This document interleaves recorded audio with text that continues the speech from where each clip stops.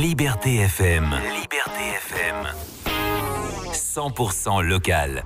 Et pour parler politique pendant une vingtaine de minutes, je reçois dans notre studio François Perroni. Bonjour. Bonjour. Secrétaire général du PRG Dordogne à l'issue d'une assemblée générale qui a eu lieu il y a quelques jours.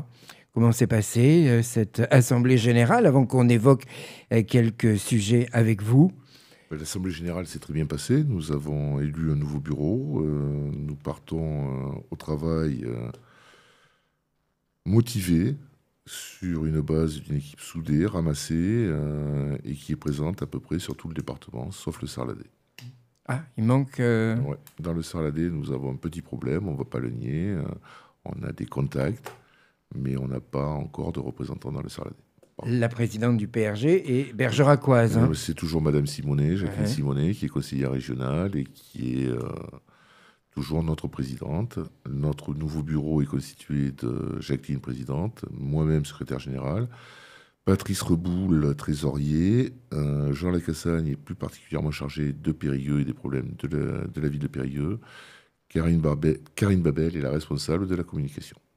Alors, le PRG, où se situe-t-il aujourd'hui entre la NUPES, que vous n'avez pas voulu intégrer il y a un an maintenant, le Parti socialiste, qui est, on l'a encore vu pour les élections du bureau, plutôt divisé?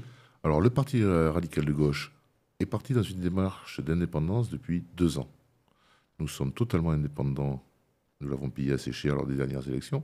Où vous avez soutenu une ancienne ministre. Où nous avons soutenu qui nous pouvions. Madame Taubira. Et quand nous avons vu qu'il était impossible de rassembler sur une candidature unique, nous nous sommes retirés. Pour nous, nous sommes dans une démarche d'indépendance de gauche de gouvernement, de gauche du concret, de gauche du réel. C'est-à-dire qu'on ne fait pas de programme électoral révolutionnaire en poussant des hurlements à l'Assemblée et en traitant des ministres d'assassins. Donc vous allez maintenir cette indépendance Nous allons maintenir cette indépendance. C'est pour ça que nous suivons de près la démarche de Bernard Cazeneuve, que nous avons invité. Ancien Premier ministre. Qui est ancien Premier ministre, qui a quitté le PS il y a plus d'1 an, qui est notre invité lors de notre congrès national le 11 mars à Toulouse. Nous sommes contents qu'une centaine d'élus, dont Germinal Perrault, ait signé son appel au rassemblement. Alors, président socialiste du conseil départemental. Ouais. Maintenant, reste à voir comment tous ces élus vont se positionner par rapport à LFI, à Europe Écologie Vert. Et au PS, parce qu'il sort finalement un peu diminué encore après la réélection d'Olivier Faure. Ce qui se passe au PS regarde nos amis socialistes. C'est eux que ça regarde. Ils sont à un carrefour. Soit qu'ils partent avec une bande d'agités, j'ai pas peur des mots, que sont LFI et Europe Écologie Les Verts, soit qu'ils s'assoient autour de la table, qu'ils se mettent à travailler, et que nous travaillons tous ensemble à la reconstruction de la gauche du gouvernement. Et ça, vous pensez que c'est possible avec le PRG comme leader? Faire du regroupement et ramener peut-être avec vous pas comme leader, mais comme un des acteurs. Un des acteurs, Bernard Cazeneuve, dans ses différentes déclarations, dit qu'il veut monter une fédération. C'est-à-dire que chacun garderait son autonomie et son identité. Avec ses propres convictions. Les convictions, à la base, c'est la devise de la République, la citoyenneté, l'Europe. Moi, je ne me vois pas dans un parti avec les gens de chez M. Mélenchon sur l'Europe, sur les problèmes de sécurité, sur les problèmes d'écologie, de développement économique, sur la ruralité. C'est surtout ces problèmes, il y a de grosses différences. Enfin, c'est un gouffre. Le PRG peut encore exister aujourd'hui, peut avoir sa place? Oui, nous avons toute notre place dans le paysage politique, surtout en Dordogne, surtout sur la 3e circonscription. Qui est du Périgord vert. Qui est du Périgord vert, qui est une vieille terre radicale. Et on commence à avoir des retours qui sont quand même flatteurs. Est-ce que vous avez des visées électorales, même si 2023 n'est pas une année électorale? Alors, parce qu'il y a 2024 avec les européennes. 2024, les européennes, nous voulons y aller en tant que parti radical de gauche. Seul, donc. Seul. À moins qu'il y ait vraiment sur une base, sur des convictions européennes et des idées européennes. On ne partira pas sur un mariage de la carpe et du lapin façon la NUPES. Ça, c'est pas pour nous. Si nous nous retrouvons sur des valeurs communes avec d'autres sur l'Europe, parce qu'on parle d'élections européennes, ça sera négociable. Ça se fera au niveau des appareils nationaux et les militants, bien sûr, seront consultés. Mais ça sera sur des valeurs communes. Ça ne sera pas pour sauver un siège ici ou un autre là. Pour nous, ça, c'est hors de question. Les arrangements d'arrière-boutique, il n'y en aura pas. Pour être clair vis-à-vis des Français et des électeurs et électrices. C'est ça. Une ligne, c'est la gauche du concret, la gauche du réel. Alors évidemment, on parle des européennes, c'est une des élections les moins populaires, où la participation est très faible. Comment convaincre des Périgourdines et des Périgourdins d'aller voter, de s'allier au PRG éventuellement, parce que en Dordogne, on est attaché à notre territoire et que l'Europe est parfois loin. Mais justement, l'Europe est parfois loin, mais l'Europe, elle est présente partout. Elle est présente surtout dans les territoires ruraux. Il faut savoir que la majorité des aides, des subventions viennent de l'Europe en passant par la région. La PAC notamment pour la PAC, les fonds FEDER, Leader, tout ça, ça vient de l'Europe. À nous de prouver que nous pouvons, en Dordogne, avoir des projets structurants. À nous de prouver que nous sommes, nous, radicaux de gauche, présents sur ce qui inquiète les habitants de la Dordogne. Ce qui inquiète les habitants de la Dordogne, c'est la fermeture des services publics, c'est pour les agriculteurs les normes européennes, les problèmes d'irrigation, les problèmes de nouvelles cultures, les filières à créer, celles qui existent à développer. Les poubelles et le SMD3. Les poubelles et le SMD3. C'est une inquiétude. C'est pas une inquiétude, c'est un constat. Sur le SMD3, on peut faire un point rapide. Notre position, elle est claire. Le 31 janvier, nous avons écrit à M. Protanon pour lui demander où ça en était. Nous lui posons des questions toutes simples. Combien l'aventure des points d'apport volontaires a coûté et combien va-t-elle coûter au total? Nous posons la question aussi à tous les élus qui siègent au SMD3. On est d'autant plus tranquille que nous n'en avons pas. Alors, tous les partis sont étrangement muets. Je n'entends pas les Verts prendre position sur les poubelles, sur la mise en place de cette pseudo-redevance incitative, qui est une redevance punitive. Parce qu'on paye 20 ouvertures pour une personne seule. La personne qui a par an, la personne qui a 10 ouvertures par an, elle paiera quand même pour 20. Alors qu'il y a peut-être la solution de faire ce qui s'est fait dans pas mal de communautés de communes en Gironde, de peser les poubelles et de garder le point d'apport personnel. Il n'y a pas eu, selon vous, d'études, de concertation, de dialogue avant que cette mesure soit appliquée, puisque là, maintenant, elle rentre dans la totalité du département, ce qui n'était pas le cas, puisque Nontron et Bergerac ont été les derniers à intégrer le SMD3. Alors, ça fait plus de 30 ans que l'on parle de poubelles en Dordogne. La Dordogne avait 30 ans pour se préparer. Les premières délibérations allant dans le sens de la redevance incitative ont été passées il y a une quinzaine d'années. Qu'est-ce qui a été fait? On n'en sait rien. On n'en sait rien. On veut des réponses. Nous voulons, nous, radicaux, des réponses. Nous avons peut-être des solutions. Il y a toute une filière à mettre en place, toute une filière de collecte des métaux ferreux, non ferreux, ce qu'on appelle les déchets blancs, c'est-à-dire l'électroménager, les déchets noirs, l'informatique, la téléphonie. Qui c'est qui les retraite? Parce que là, il y a quand même des produits à forte valeur ajoutée, vu le cours des métaux et des composants électroniques actuellement. D'un autre côté, on ne peut plus enfuir les déchets ultimes. C'est fini. Saint-Laurent sera plein. Après, on fait quoi? Et on ne peut plus envoyer sur l'incinérateur de Brive. Donc, maintenant se pose la question d'un incinérateur en Dordogne, de méthaniseurs de proximité pour les déchets organiques, pour produire de la biomasse et du gaz, du méthane, ce qui permettrait aux agriculteurs, en plus, d'avoir un revenu complémentaire qui n'est pas négligeable.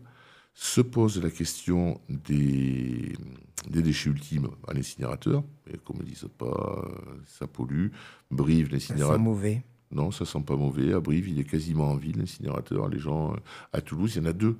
Il y a des craintes autour des méthaniseurs pour les riverains. les craintes autour des méthaniseurs pour les riverains, qu'ils aillent voir. Il y en a quand même pas mal qui fonctionnent. Il y en a un, il est au lycée agricole de Coulounier. Les gens autour, ils n'ont pas d'odeur. On est en centre-ville, là. Ouais, on est en centre-ville. Donc, il y a des normes qui existent. Il faut faire les choses en règle. Il est sûr chacun ne va pas avoir son petit méthaniseur chez soi. Mais il y a des normes qui existent. Il faut trouver une solution. Il faut trouver une solution parce que ça ne peut plus durer. Rien n'a été fait. Rien n'a été fait. Et on continue sur la lancée. Les élus, nous posons des questions. Parce que qu'est-ce qu'on veut nous cacher? En gros, c'est ça, sur les poubelles, qu'est-ce qu'on veut nous cacher? Aucun élu ne se prononce. Alors, nous nous sommes penchés sur le rapport d'orientation budgétaire. Alors, il y a des pages entières de dépenses. Il y a beaucoup de dépenses, d'ailleurs. Beaucoup de dépenses, une grosse masse salariale, des achats de véhicules. Mais il n'y a pas de recettes. Les recettes ne sont pas détaillées. Ah oui, parce qu'il y a des recettes. Ben oui, il y a des recettes, obligées. Mais elles n'ont pas été détaillées dans le rapport d'orientation budgétaire. Elles seront peut-être présentées lors du budget. Mais personnellement, si j'étais élu siégeant en SMD3, je demanderais des explications. Je demanderais, avant le vote du budget, je demanderais où on en est. Où on en est. Quelles vont être les recettes? Ont-elles été estimées? Nous demandons à ce que la population connaisse les études d'impact. Et là, aucun parti ne veut se positionner là-dessus. Parce qu'il y a une opposition à M. Protano, cela s'entend, mais dans les élus, il y a de tous bords. Mais la droite comme la gauche. Ils y sont tous Donc, sauf nous. Ils y sont tous sauf nous. Même Europe Écologie Les Verts, d'habitude, si rapide pour réagir sur les phytosanitaires, sur la chasse, sur l'irrigation. Ben là, Mme Forgeneuve, qui siège au SMD3, je ne sais pas si elle est vice-présidente ou secrétaire. Je crois qu'elle est vice-présidente. Ben, on ne l'entend pas. Pourquoi, selon vous? Je n'en sais rien. Je n'en sais rien. On a bien quelques... Si vous supposez effectivement qu'il y a des loups, on va dire. Elle est peut-être trop prise par son travail de conseillère régionale, je ne sais pas. Ou justement peut-être organiser des manifestations contre les agriculteurs qui, eux, sont en train de se battre pour survivre. Mais nous, justement, cette gauche-là, nous n'en voulons pas. Là, nous demandons aux élus qui siègent au SMD3, qu'est-ce que vous faites? C'est un bricolage. On prend pour les personnes âgées en zone rurale. Les aides ménagères vont faire le boulot des rippers, vont emmener les poubelles. Ce n'est pas leur fiche de poste, ce n'est pas leur métier. Et quand un président de conseil départemental dit que les aides ménagères vont emmener les poubelles, il faut arrêter. Il y a des risques sanitaires. Il y a des gens qui sont malades, qui ont des traitements, qui ont des perfusions, qui vont se retrouver des fois. Tout cela est trié déjà. Oui. Il y a du tri. Il y a peut-être un manque de civisme de la part. Il y a un manque de civisme. Il y a aussi des protections individuelles. Il y a des personnes qui sont incontinentes. Les aides ménagères n'ont pas à transporter ça. Ce n'est pas leur métier.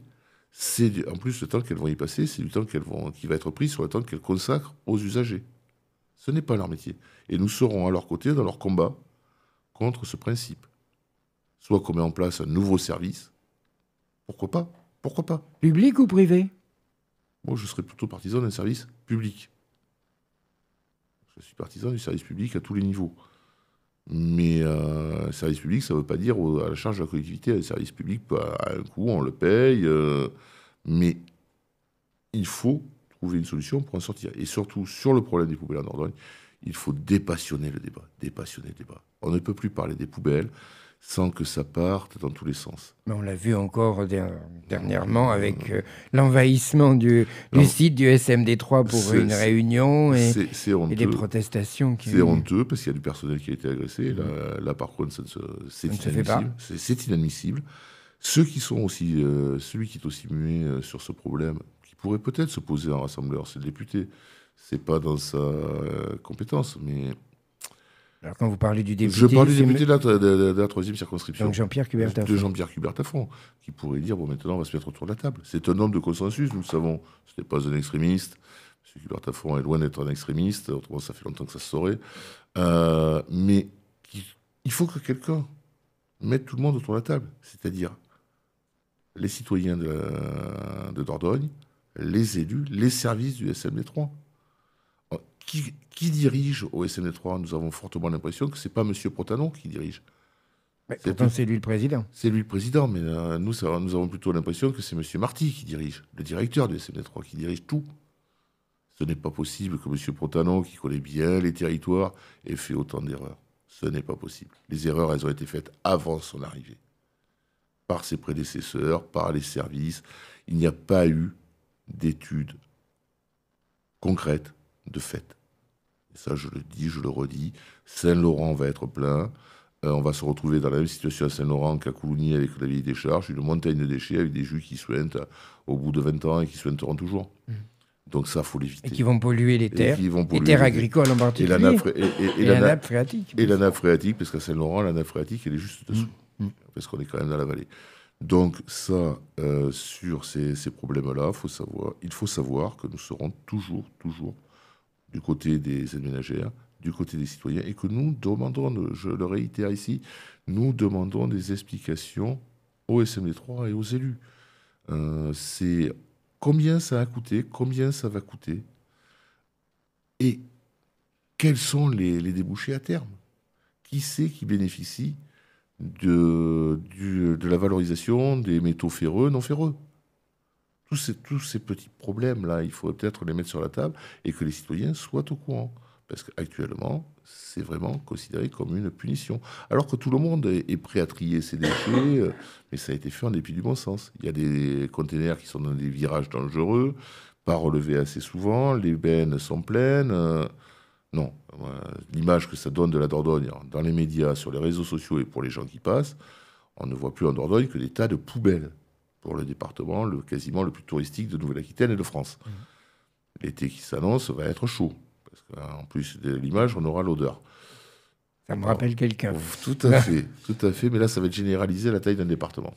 Alors, on va changer de sujet, parce que le temps file. On aurait pu parler aussi du monde agricole, que vous avez évoqué en 2-3 mots quand on a parlé de la PAC. Aujourd'hui, le monde agricole a de grosses difficultés. Le département aide aujourd'hui, avec notamment l'opération dans les collèges 100% bio, local et fait maison. Alors, le 100% bio, 190 hectares de culture vivrière et maraîchère en Dordogne.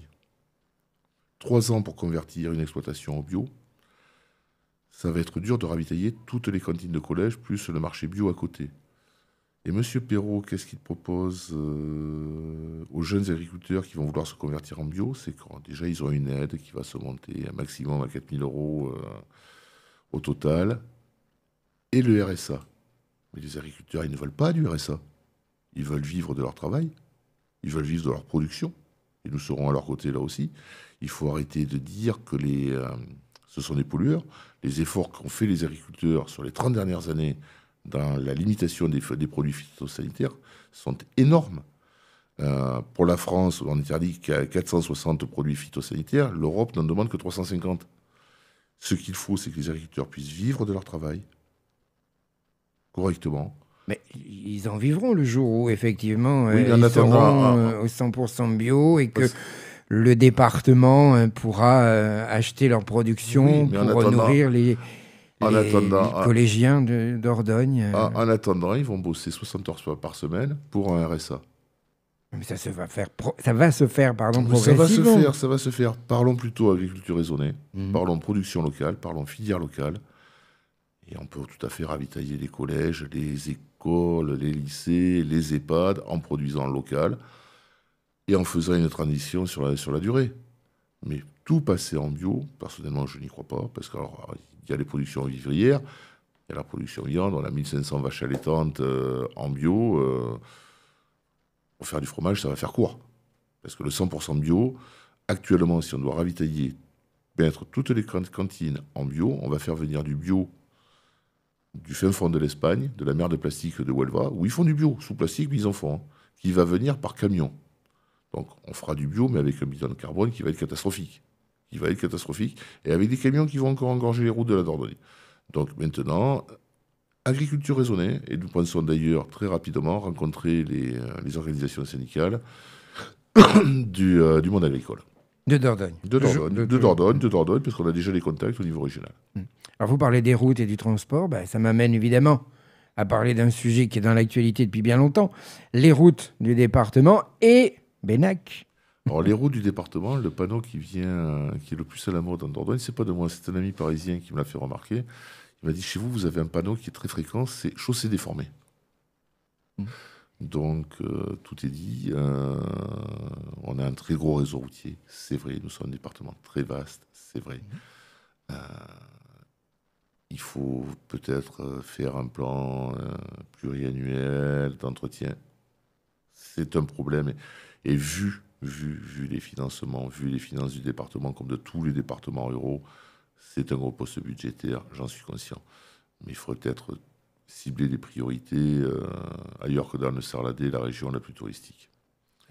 Ils ont besoin aussi de routes, correct? Oui, ils ont besoin de routes, mais nous aussi, nous voulons... Alors, il y en a une, déjà, c'est pas du ressort du département, c'est l'État, c'est la RN21, qu'il faudrait quand même rapidement faire les déviations de la Coquille et de quelques autres bourgades. Faire un véritable axe Limoges-l'Espagne, parce que le grand contournement de Bordeaux, il passe là. Il passe là, il passe pas ailleurs, il passe là. Et il faut arriver à sortir les camions des routes aussi. Après, sur le reste du réseau départemental, il ne faut pas se cantonner qu'à la déviation de Bennec. On ne peut pas se cantonner qu'à la déviation de Bennec. Ou de Bourdeil, par exemple. Celle de Bourdeil, on me dit qu'il y aura encore des recours, j'en ai pas entendu parler. Elle ne pose pas de problème, étant un peu comme vous, originaire du coin, deux semi-remorques qui se croisent dans Bourdeil, c'est aussi dangereux que deux semi-remorques qui se croisent dans Bennec, voire peut-être même plus. Mais il faut les faire, il faut faire les déviations. Le problème sur Bennec, c'est qu'il y a l'autorité de la chose jugée. Il y a un jugement. Une décision judiciaire. Il y a un jugement qui a été rendu.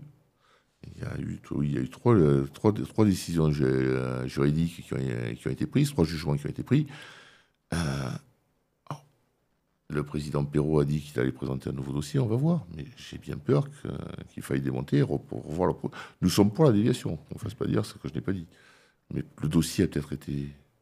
On s'est peut-être un peu hâté du côté des services du département pour faire avancer ce dossier. Alors, un autre dossier, parce qu'on arrive quasiment au terme de cette émission, c'est dans l'actualité, ce sont les retraites. Quelle est la position du PRG, François Perroni? La position du PRG, c'est âge de départ à la retraite, 62 ans, et on ne touche pas. Comme actuellement? Comme actuellement, et nous sommes présents dans toutes les manifestations, que ce soit à Périgueux, à Bergerac et au niveau national. Et ça peut être financé sur le long terme, cette retraite à 62 ans? Ah ben, tout le monde le sait, ça sera financé. Là, actuellement, la position de M. Macron, il suffit de lire l'article de Jacques Attali dans Le Monde de la semaine dernière, un numéro du Monde de la semaine dernière, où il dit que la France n'a pas besoin de cette réforme. Les retraites seront financées. Le but du jeu pour M. Macron et les élus de sa majorité, c'est forcer les Français à se faire une retraite par capitalisation. Ce que nous ne voulons pas, nous. Il faut que ça reste public. Il faut que ça reste des retraites par répartition et ça marche très bien. Donc vous allez participer au blocage de la France le 7 mars. Mais le 7 mars. Et les jours suivants, parce le 7 mars, nous serons présents, comme nous sommes présents depuis le début, aux manifestations où elles ont lieu. Bon, à Périgueux, en général, nous sommes à Périgueux. Et les gens peuvent nous retrouver sur notre site internet, sur notre page Facebook. Il y a les lieux de rendez-vous s'ils veulent venir défiler avec nous. Alors donc, on va terminer. François Perroni, l'avenir du PRG, ça reste les retraites dans un premier temps, les européennes à plus long terme? Enfin, à plus long terme, non? L'avenir du PRG de la Dordogne Une alliance avec certains élus, peut-être d'une majorité aujourd'hui? L'avenir du PRG de la Dordogne, c'est la Dordogne. C'est la Dordogne. Que ce soit sur les retraites, l'environnement, les poubelles, c'est la Dordogne. Notre priorité, c'est la Dordogne, avec nos valeurs républicaines, laïques et de gauche. Ce sera le mot de conclusion. Merci beaucoup. François Perroni, secrétaire général du PRG, était notre invité.